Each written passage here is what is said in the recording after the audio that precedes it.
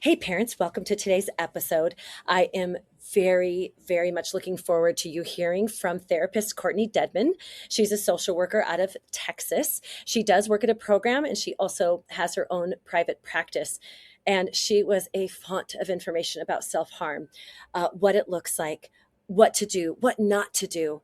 Parents, she has the best advice. And let me tell you, she works with this kind of client all the time. She sees so much of it. You will want to hear this. Thank you for being here. Oh my gosh. Hi, Courtney. How are you today? Hi, I'm so good. Thanks for having me. I appreciate it. I am so excited to one, of course, see your great face and to just like, what is this? What am I doing here? I want to pull all the strands in your brain. Okay. I just can't wait to hear what you have to say about all these things. It's like one of the most difficult topics, right? Yeah. Self-harm. And so I really do. I want to know all some of all the things you have to say to parents. So, but one thing at a time. Um, let's go ahead and start with, let's define self-harm, right? Yeah, great question. Because this is Okay. I feel like this entire conversation is going to be pretty nuanced, including the definition. I think when a lot of people think of self harm, they think of kind of the traditional maladaptive behaviors like the cutting, Yeah. things like that. But to be Suicidal honest, ideation, right? Like, yeah. I think anything that's like a true danger to yeah, your like extreme body. risk Yeah. stuff. Okay. But really it kind of depends on like the intention and the intensity. Like for example, running is like a healthy thing to do, right? Except if you're running like 20 miles a day because you want to physically harm yourself, then that would be considered self-harming behavior. If you are someone that doesn't have a diagnosis of an eating disorder, but decides one day to stop eating in order to harm your body instead of doing something like cutting, that not eating would still be considered harm to yourself. So Mm. it's kind of a wide variety of things. There are also things like harm reduction, which we can get into, but like Yeah. if you're trying to take a really big self-harming behavior and dwindle it down into something less harmful, cutting or something that's still serious could be a part of that process. And it's Which is still self-harm, but it could right. be like leading to something healthier. Does that make sense? It does for sure. Because in the Yeah. like substance world, right? You've got like heroin and meth, and there's so many new ones out there. And then if you've got a kid that's come down to like maybe smoking weed, that could be considered harm reduction, right? Right. Exactly. Something like that. So Yeah. just as an example. Yeah. Okay, so I get that. That's pretty interesting, even just in itself, is that we can't just look at somebody and label them, right?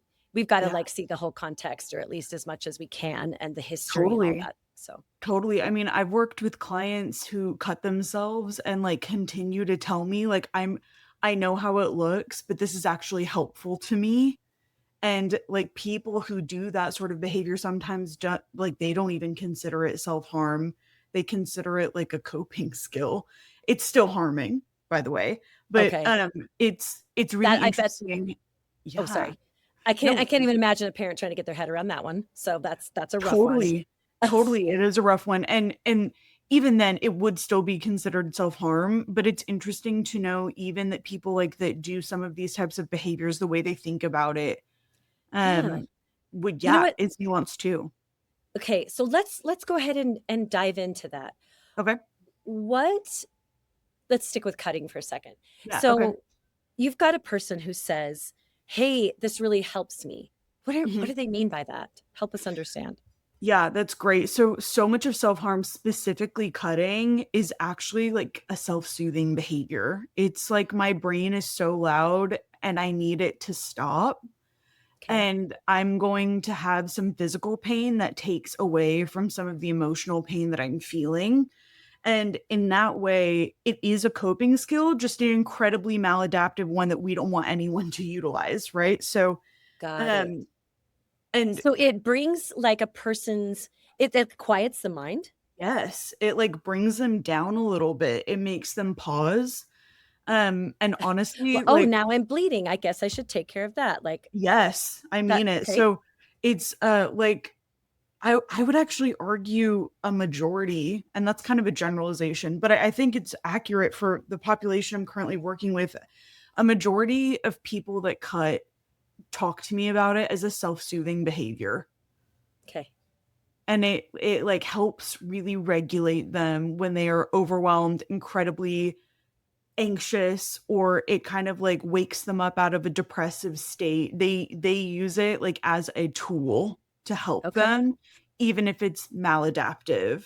So I think a lot of parents that I've talked to, they have a lot of confusion surrounding Ugh. cutting specifically because, you know, it's pretty graphic depending on the extent of it. A lot of parents are really bothered about scars and stuff that it leaves behind. Yes. Yes. I hear that a lot. Yeah, and it's really hard for people to wrap their minds around, but it's like a physical representation of mental pain and a source of regulation for a lot of people that I meet with that use cutting. Yeah. Yeah. I've heard parents say, um, like, oh, why don't they just cover up those scars? I've heard, in the next minute, I heard a parent say, why aren't, you know, I guess they want everybody to see it's I've seen it all over the place, right? Parents are Yes. so confused. It is such a confusing behavior. Yeah. And many parents think that it has to do with suicidality. So Yeah. tell me a Yeah. little bit about maybe when it does or when it doesn't. Yeah, that's a great question. So I think the first thing that I want to say is that the reason self mutilation, cutting specifically, is so dangerous is because accidents happen. Even if people don't intend to kill themselves, it can happen. And a lot of times when you have a person who has cut for many years, really chronically, they can kind of be desensitized how deep cuts go. And that's when really bad accidents happen. So I want to say that first and foremost, that they're kind of always linked in that way. But if we have a more nuanced conversation, sometimes people that cut don't have any suicidality. They don't have any kind of desire to die.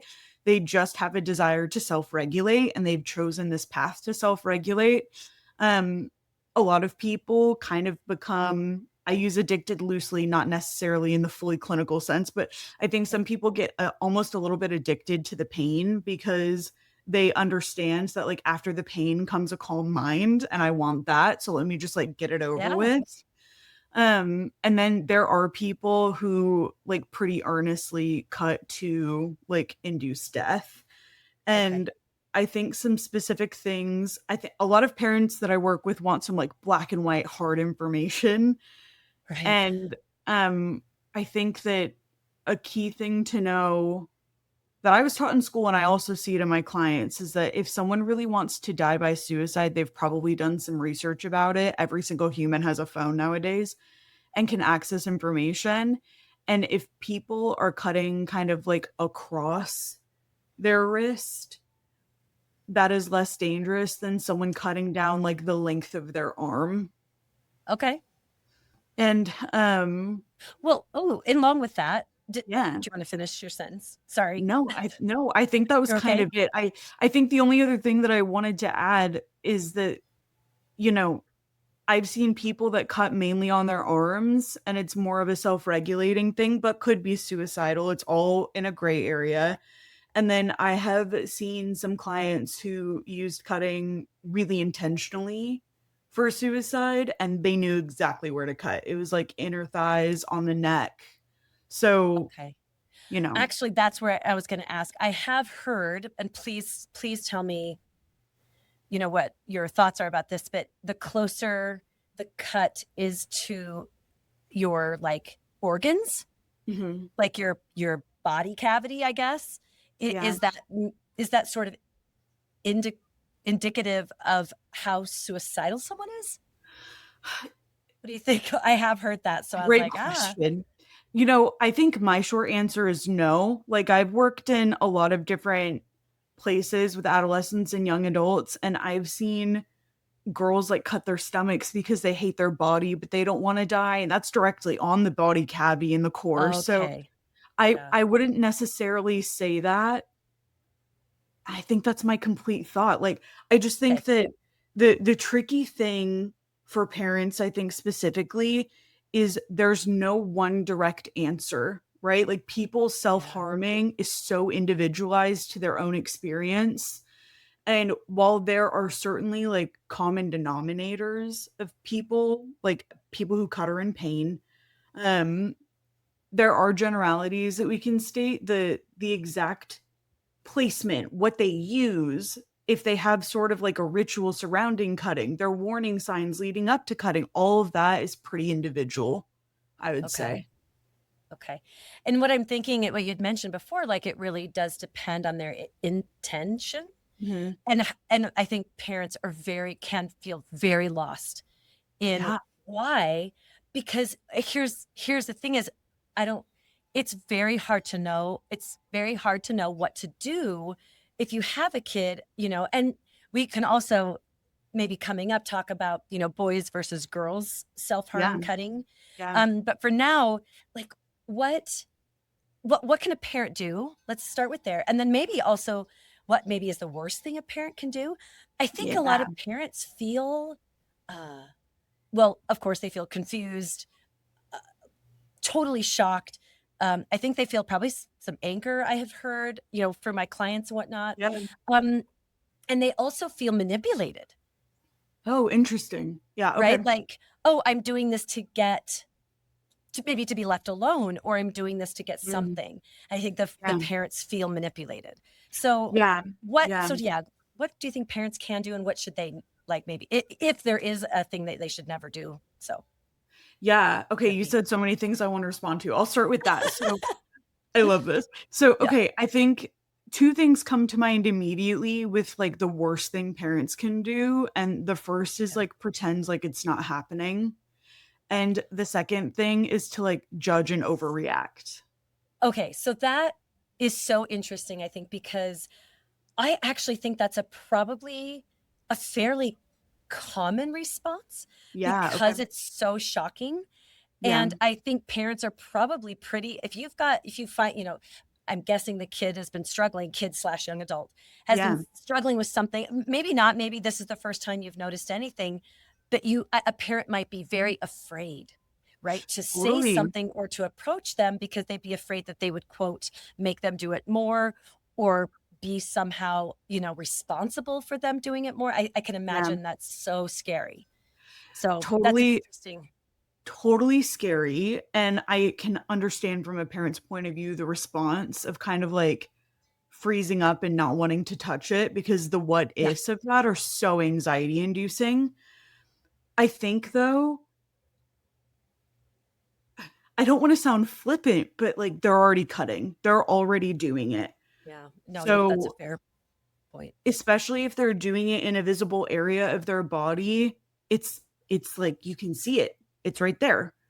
And I think to ignore it almost almost put someone in a place where it's like I'm not being seen for even that.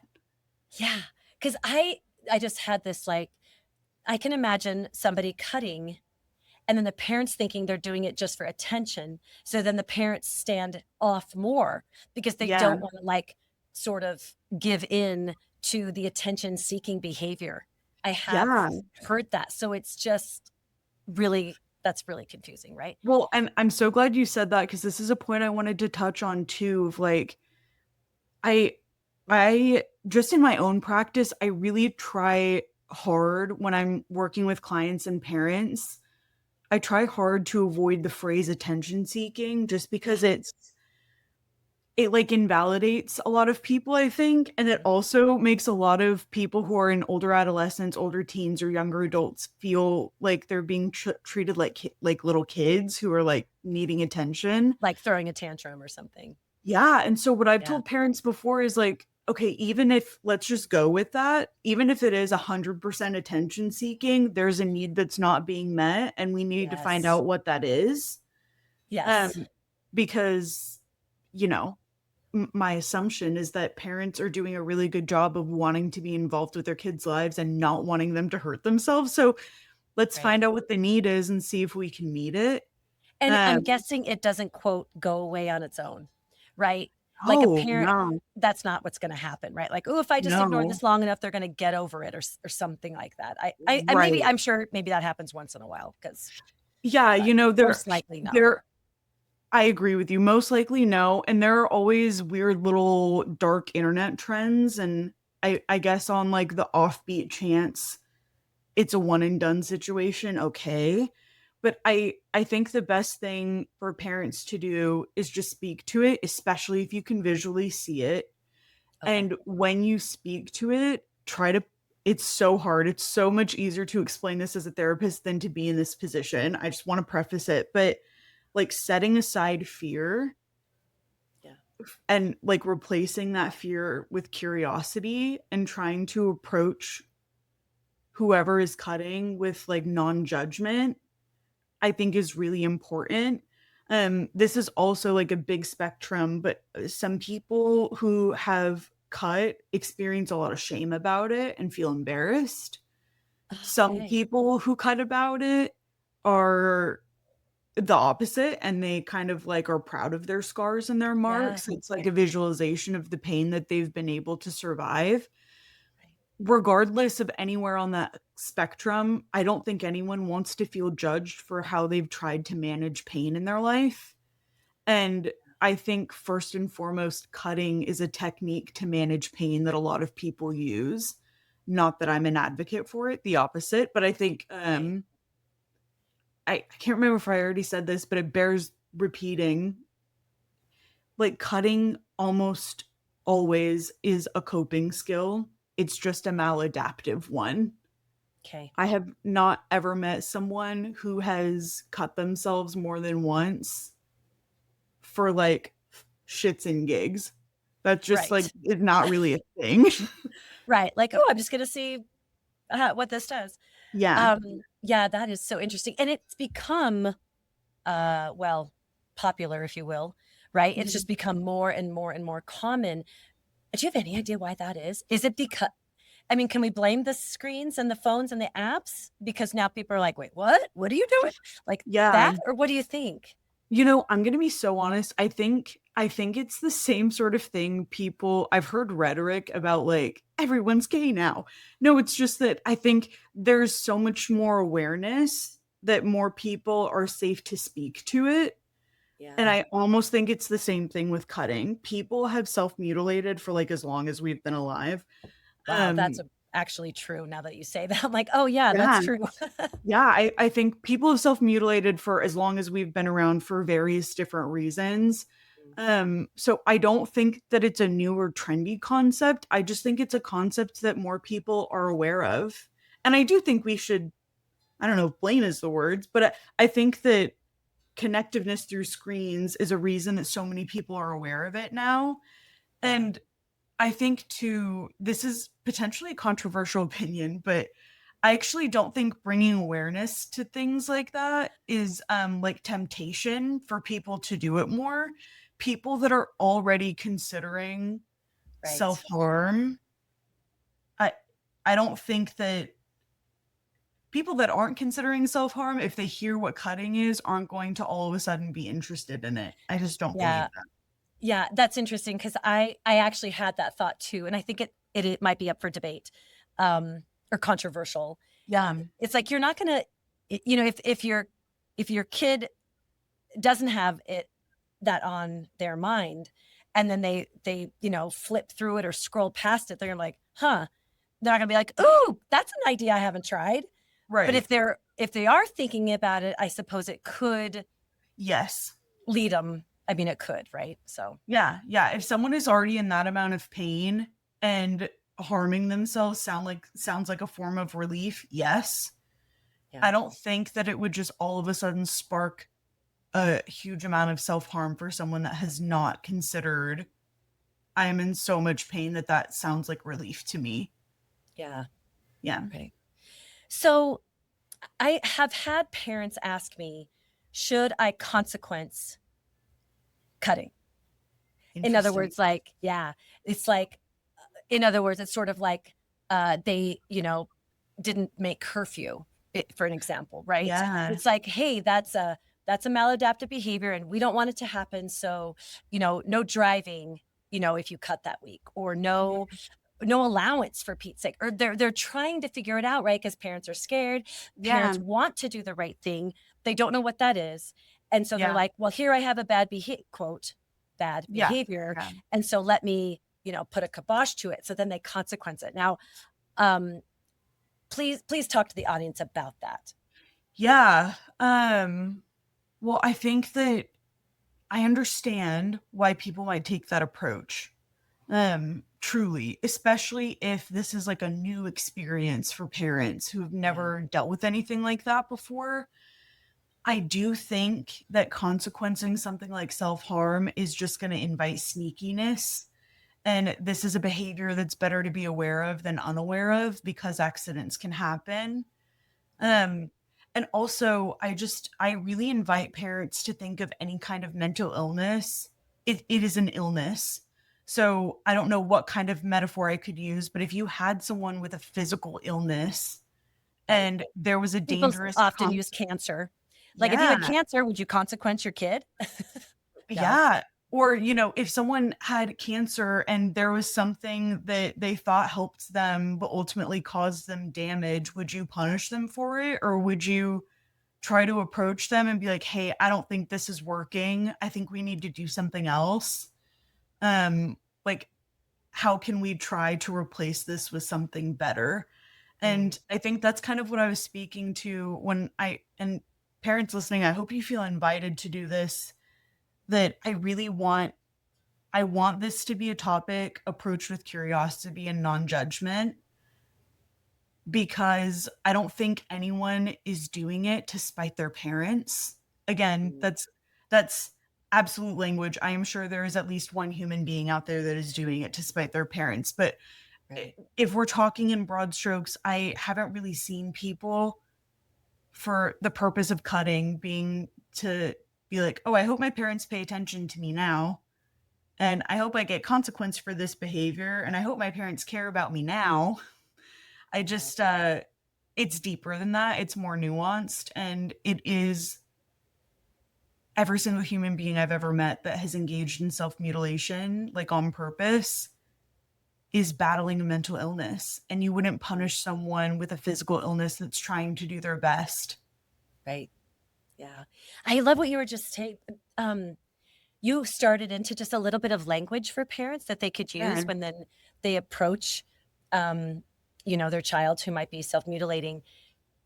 So I hear what you're saying is like probably not consequencing is probably not going to do any good. Yeah. Even though we realize you're trying to stop the behavior. It's so interesting because when you said that, it made me think of substance abuse, and parents trying to get their kids to stop using drugs, but it doesn't work because there's always a reason that your child Yes. is turning toward drugs, and there's a reason why your child is turning toward cutting or whatever. Yeah. So that's what and it's such the long game, right? Yeah. It Yep. is it is hard. It is Yeah. harder to Yeah. go about it. And so many of parents just aren't equipped with the skills, which is why Yeah. this podcast is so important. Yeah. We do what we can. So will you help us, just some language. I love what you're saying. Like, hey, is there something else that we could try? So, parents don't have sometimes the best relationship with their kid who's struggling. Totally. So, but yeah, what do you think? Give us some sentences even Okay, I'll give you to some help. examples. And before I get into some nitty-gritty examples, I really love it when parents that I'm working with lead with honesty without making it Okay. all about them. Does that make sense? So, Yes, that is I'll nuanced and great. yeah, yeah, that is nuance. So leading the conversation with something like, "Hey kid, I am truly not sure how to navigate this. I've never done this before. Mm, But I can see when you're pulling your sleeves up that there's cutting there. I don't want you to feel judged. I'm trying not to freak out about it. I know that has to be for a reason because at a baseline, I trust your logic to do things for a reason." Can you imagine if So a parent said that? That's good stuff. yeah. That's a great sentence.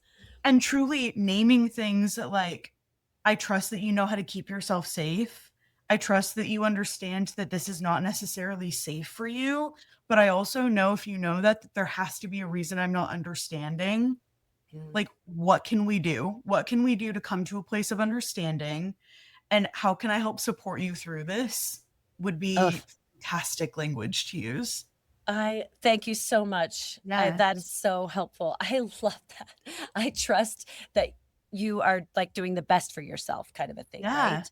Like even Yeah. even if it's a little misconstrued or the parents don't understand, right? Totally. Because Yeah. honestly, even at a baseline, if people are doing things like cutting for the worst reason imaginable because they want to die, okay, I have to put some trust that your brain is figuring out a really good story that you're telling yourself about why Yeah. you deserve to die.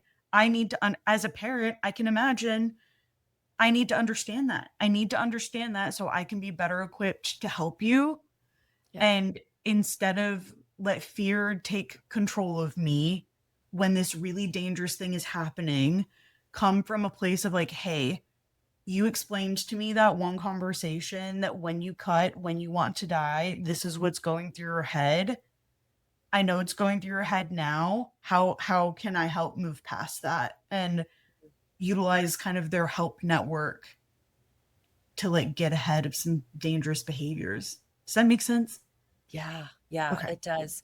Um, let's see. Go ahead. Would you mind telling us about I think it's a very people think that there's a lot of genders these days, and I'm Yeah. still trying to figure them all out. But more toward the I guess the female side, Yeah. right? But that's just not true, right? Like there are Yeah. boys, of course, who are self mutilating. So what have you seen, Definitely. and what's your take on that? Between all the So, genders. great question. Fantastic question. And I'm going to preface this with, I don't know that there are many studies that I've read that separate things out of gender. So I'm just going to speak to my experience. Okay. Um, my experience informs me that people who've experienced life mostly as a girl or a woman are more likely to self harm by cutting. Okay. That doesn't mean people who have experienced life as a boy or a man don't cut. They do, just at a lesser rate, in my Mm. experience. Um, my experience kind of informs me that people who have led more masculine lives harm in different ways. Actually, a lot of boys that I've worked with self harm by like looking for fights, like physical brawls. Sure. Um, I think that the stereotype or the generalization would be that boys don't want to appear weak enough to harm themselves. I don't know how true that is to people as individuals. Um, but boys will self-harm by getting into fights, picking fights that they know they're going to lose. Or the self-harm is more anger based. Like Okay. I'm going to go to the gym and kind of hate myself into being more buff type beats. Um, I will say that the boys who I've worked with who do cut are much more secretive about it. It's on areas of the body that can't really be seen, like at school or just like in normal life, as they're walking around. So that's been interesting to see for me. A lot of people who have experienced girlhood or womanhood will cut. Um, as kind of the main form of self harm or use something with food in order to harm Totally. themselves. And there are, of course, gendered stereotypes that go into that as well.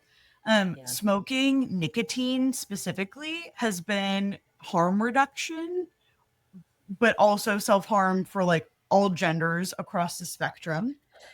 And then when we're talking about nuanced gender, anyone that has a gender that doesn't really conform to what we think is quote unquote normal. So queer people, trans people, anyone with like an alternative gender identity, so many of them experience self-harm, and so much of that self-harm is also cutting. Yeah. Yeah, I can see that. Yeah. Oh, um, what does it look like for an individual or a family Hmm. to be taken, not taken, to, I guess, on their journey from severe, whatever that means to them, Yeah. self harm, to like less self harm, or even choosing a different coping? Can you kind of Yeah. explain some things that I, I guess would need to be learned or understood or realized, or what does that journey look like to sort of like Yeah. healing, if you will? Yeah. Great question too. So I think I'll start with kind of like the overall point of harm reduction. So it's kind of in the name. It's to reduce whatever the harmful behavior is, but it looks so different for so many people. And the kind of the overall goal of harm reduction is really like if a person that's cutting, or we can even talk like engaging in really risky sexual behavior. That's another form of self-harm I see quite often. Sure. If someone already knows cognitively, I know that's not good for me. I know this isn't safe. I can list the reasons why it's not safe, but I'm still choosing to engage with it, or I feel like I can't help but engage with it. That means they've already tried to not do that behavior and it's not working for them. Okay, so does that mean there's people who actually think it's good for them? Who don't have the cognition to think, Yes. Yes, okay, there are some okay, people who like truly believe cutting helps me, because if I didn't cut, I would just be ruminating on this one thing all of the time and I would end up dying about it. okay. And there are people who like totally separate cutting from suicidal behavior. It's like the thing that saves themselves from taking all of their psychiatric meds to kill themselves or run into traffic or something like that. So both exist. Okay. Um, and harm reduction is pretty much the same for everyone. It's taking the most harmful behavior and thinking of the tiniest baby step underneath that. And can you engage in that behavior? And once we're comfortable with that, what is the step beneath that? All the way down to the behavior not existing at all. Okay. So, Okay. So baby steps. So that might yeah, look, so that's interesting that you mentioned, of course, like, um, what is that called? Just uh, s- high risk sexual behavior. What would that be called if yeah, they're like trying to sell yeah. themselves on the internet or trying to hook up with people they don't know? I'm sure there's worse things than that, Yeah. Well, right? someone will correct me if I'm wrong. I think the clinical word is limerence, which is just Okay. like a high amount of risky sexual behavior.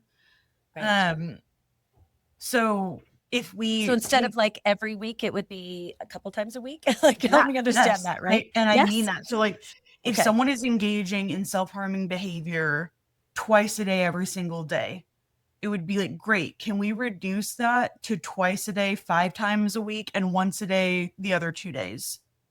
Like when Okay. I'm saying baby steps, I mean baby steps, because again, I I'm the kind of clinician that kind of assumes the best until I'm proven wrong. I assume well-intended people exist. I assume that parents have good intentions to raise their kids. I believe that their kids have good intentions to try to heal. I believe these things. Um, so to me, and almost always they're true. To me, it's like the person is like, even though I don't want to stop the behavior, I know it's horrible for me and it's bad for my relationships, and I want better relationships, which means I have to stop the thing.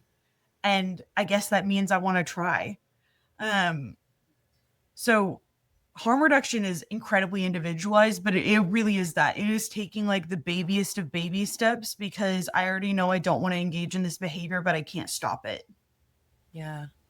It's so interesting. Oh, these awesome, trying as best as they can parents, right? Just Yeah. like me. Um, I'm sure they just wanted to stop, right? Yeah. Like, and it's so hard to see progress, I'm sure, with the baby steps because they might Yeah. be so small, Yep. right? It's Yep. like, but they're still cutting. It's like, Yeah. yes, but instead of, you know, 20 Yeah. times a week, it's now 18 times. And the parents are like, Right. what are you talking about? right? I could Yeah. just, oh my, it is so hard. Oh, Yeah. And it really, when I explain harm reduction to parents, I'm just really upfront with like, often this is the scariest kind of technique parents always like call me freaking out about because the dangerous behavior is still occurring in something. Oh, And so it really is a trust the process kind of a moment. And it really is like, hey, we have to recognize that if there's a reduction in the behavior, we are moving in the right direction. And right. we would rather take this slowly rather than oftentimes I see people with self harm ping pong of like, hey, I haven't done it for 2 months, but then I re-engaged with it and I did it for 6 months and I stopped for 2 weeks, but then I did it again for another couple months. And it's like an all or nothing sort of a thing. And with Yes. my parents who I have good rapport with, I will sometimes joke like, hey, now you're the one that has black and white thinking of like you're thinking that it is all cutting or it's all nothing when really there's so much gray area that we deserve to move through slowly to really eliminate the behavior in an intentional way rather than allowing fear to take over our nervous system and expecting everything to stop immediately because it is dangerous. And while I understand that fear, it's not helpful. yeah. I was going to say, like, what have you seen? Well, you kind of just explained it, but if you had anything more to add about like just stopping that behavior all at once, it, it's so unsupportive to the system, right? It's so Yeah. shocking to the system. Like Mhm.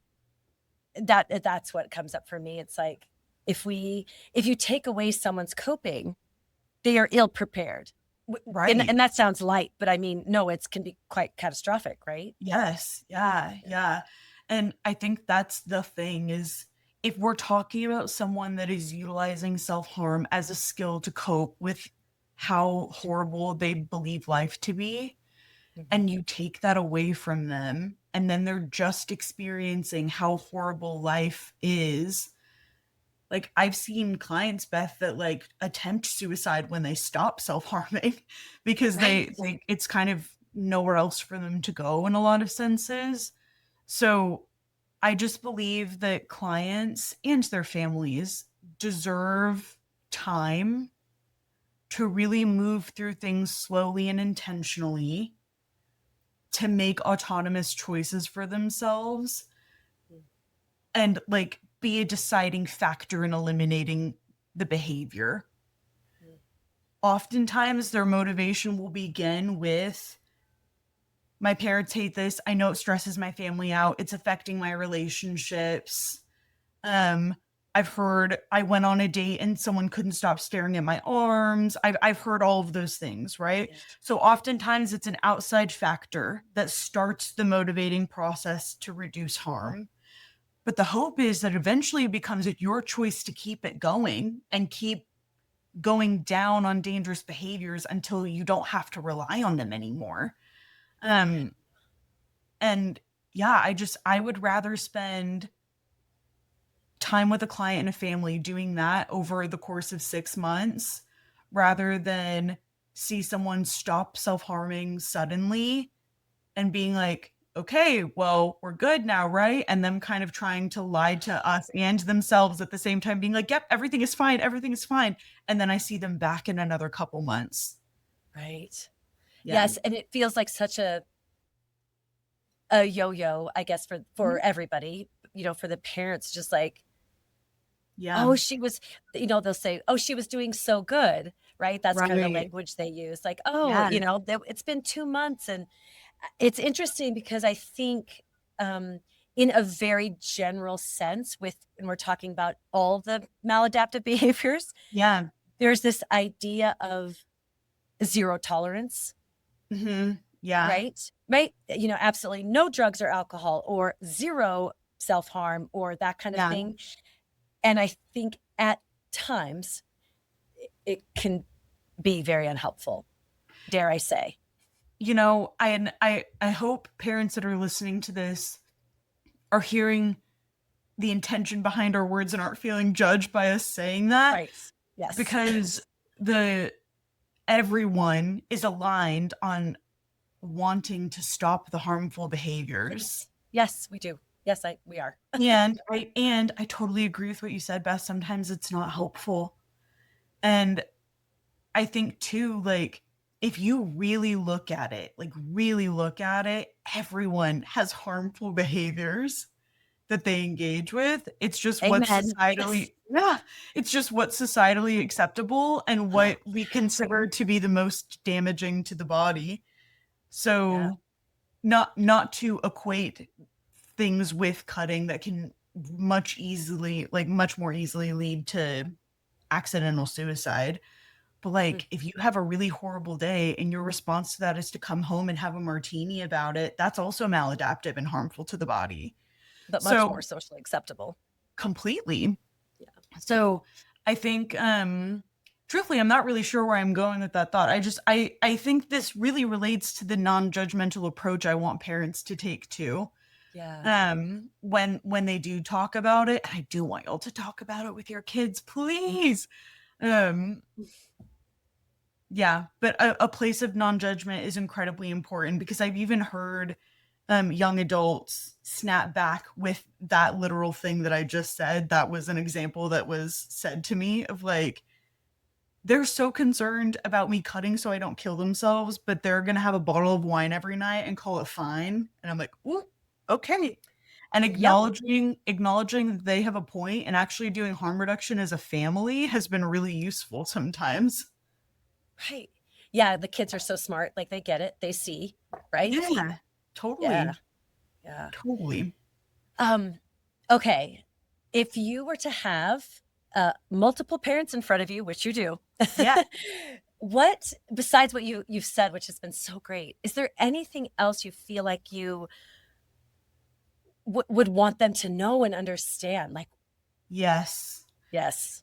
Um, and I'm just going to speak directly to you now, parents. So the first thing I want you to know is that if your kid is cutting or engaging in harmful behavior, that doesn't mean you're a failure. It doesn't mean you've missed something. It doesn't mean you're a horrible parent. It doesn't mean that your other kids are engaging in this behavior. It doesn't mean the world is ending. It doesn't mean any of that. It means that your kid is struggling. And sometimes struggles are not your responsibility or your fault, even if it would be easier if it were on your plate so you could manage it on your own. And I think that the other thing I really want you to know is that if your kid is struggling in this way, they need something.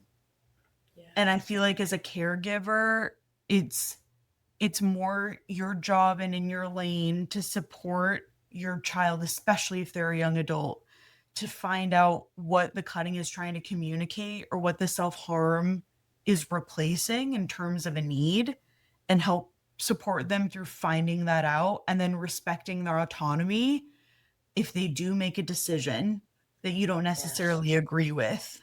Does that make sense? Yes. Yeah. That is a kicker. Yeah. Whew, right? And then, Like, hey, I'm going to go to Vegas and sell my body because yeah. that's what I love. It's Yeah. like, what? Wait, what? You know? And then Or- I think the other thing I want to say, just more generally, is like, I'm so happy you're choosing to listen to this specific episode on self-harm. And I am so sorry that you have to listen to this episode Right. specific to self-harm. And I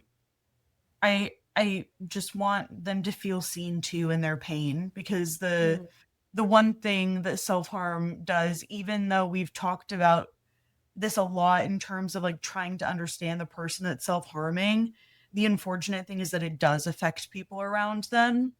It is misunderstood, and it does cause pain to the body that's not being inflicted, which is most of the time the parents. So I'm sorry that y'all are in pain too. yeah. Oh, Yeah. so that's so great. Um, do you by chance recommend any books? Are there books that you are like your go-to for this kind of thing? I don't feel like I have any go-to books for self-harm specifically. And the reason I don't is because I don't want people to read a totem on self-harm and think that that's like the Bible of self-harm Yeah. because Oof. everything is so nuanced. This is not something that is specific to one diagnosis. It's not something that's specific to one person's experience. Self-harming, cutting specifically, crosses generations, genders, socioeconomic Yeah. status, race and culture. I've seen everyone from every phase of life Hmm. engage in this kind of behavior. So I hope you think me not prepared with not coming up with the title. I just don't think it would be beneficial, even if I did have one to recommend, if I'm being honest. Like, Okay. I would really want parents to talk to their kid about it instead of relying on a book about this one. This one's a testy one that I think requires some big communication. Ugh, I just actually love that answer. Um, are there are there specific therapists that are trained in self-harm? Like, schooling wise? Like, is there, um, as you're talking about like Yeah. social, helpful networks and whatnot, and how to help your kid, is there Yeah. a place to go, or a specific therapist you would seek? I don't think there's a therapist that I've ever met that specifically specializes in harm reduction or self harm. I think most trauma informed therapists are aware of it and utilize it in practice. And the cool thing is that I feel like since the pandemic, most therapists that I know are trauma informed, which is pretty cool. Right. I do feel like people who work more with personality disorders or depression probably see the behaviors more. Yeah. So, parents, if you're looking for a specific therapist that might best fit your kid's needs in terms of self-harm, those would maybe be people to go to. But also, if we're sort of talking about like specific modalities or therapists to speak out, I encourage clients and parents alike to grill the ever loving you know what out of the therapist that you want to engage with. And I think Great. that is a really appropriate question to ask of like, have you ever done harm reduction with clients? Have you had anyone self-harm on your caseload? How do you deal with it? I think is a really appropriate question to ask. That's such great advice. Yes, do your research and really ask them questions, grill them, you say. Yes. And honestly, parents, if you hear a therapist that's like super hesitant or like a little bit nervous or whatever, it's a no-go from me. You are Or have already like a dealing. hard hammer, like if they're like Yeah. that kind Yes. of thing, right? Yeah, I totally agree. Like y'all are dealing with enough fear. You don't need the therapist to also have some nerves or fear about it, is my pretty strong opinion on that. Yeah, no, I that makes sense. Yeah. Um, okay, give us a little bit of hope when you're working with, with this like, um, is milieu the right word? Of client. Yeah. What what have you seen? Like, just yeah, let's just end with a little bit of hope. How does that sound? Well, I think that, and it's so funny. I was actually just educating some parents about this week. I think that what I really want everyone to know is that mental illnesses are overcomable. Mm. Sometimes things don't need to be overly pathologized. Sometimes, especially when we're working with harm reduction, Mm. sometimes experimentation that doesn't work out, that just so happens to be harmful to the body, is not part of a mental illness. And like, there are so many clients who overcome harming themselves to go on to like try to teach other people how to not harm themselves. Like, it is a thing that happens every day. So I don't want anyone to think that like once the ball is started, it can't stop. Right. Um, and people choose all the time to better themselves and heal themselves and make autonomous decisions that are like healthy in nature when they have the space to make autonomous decisions. Yeah. Yeah. And I believe you'll agree with me. You can tell me that as you're getting your child of any age help, like find a way to support yourself as parents, right? Find a way to Please. support yourself because it is, it's, it can be agonizing, right? It's Yeah. just such a difficult thing to understand and to get your head wrapped Yes. around, and just wherever you're finding some good support, right? Yeah, and I would actually go so far to say that like parents finding themselves support or themselves a therapist is like sometimes the best thing they can do for their kid who's struggling. Yes. Because then it takes pressure off of the kid to kind of filter out information that they feel like you can handle or feel like they want to give you. Because if I tell my parent this, they're going to have a huge breakdown about it. And then I'm going to be in treatment land and they're just at home dealing with it. And seeing someone only for yourself is good for all of the reasons therapy is good, right? Like you're Yeah. struggling, you're in pain. I don't want that for anyone. And also, if this is how you have to frame it at first, and I'm just going to be real, dads, I'm specifically talking to you right now. If this is how you have to frame it at first, of like, this is the most effective thing to help my child or to help me help my child, start there. You'll reap the benefits later and hopefully change your tune about it.